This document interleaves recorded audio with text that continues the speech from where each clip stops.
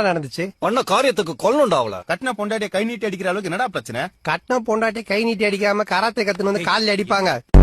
இன்னும் 1/2 மணி நேரம் தான்டா இருக்கு. அதுக்குள்ள அப்புறம் மாஸ்டர் கண்டுபிடிப்பீங்க. முன்ன எய்ட்ஸுக்கு மருந்தா கண்டுபிடிக்க சொன்னாங்க. யாரா அவன் என் பொண்டாட்டி கைத்துல கத்தி வச்சிருக்கா? திருட வந்த இடத்துல மாட்டிட்டான்டா. எஸ்கேப் ஆக வைஃபை யூஸ் பண்றான். டேய் எஸ்கேப் ஆகுறது என் பொண்டாட்டி எக்ஸிட் டோரா?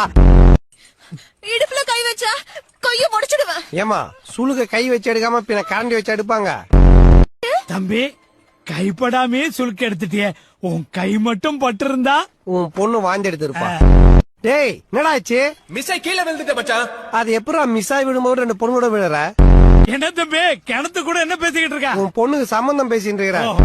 தம்பி ரொம்ப நேரமா தண்ணியில இருக்கீங்க, சூடா டீ போட்டு பிளாஸ்க்ல குடுத்து அனுப்பிட்டா. கூடவே மிளகா பஜ்ஜும் போண்டாவும் கொடுத்து அனுப்பு. அவனா போர்ட் மீட்டிங்ல அறிகிறான். டேய் காத்து வரலடா. அவர் மூக்குன டேபிள் பண்ண காத்து வரத்துக்கு.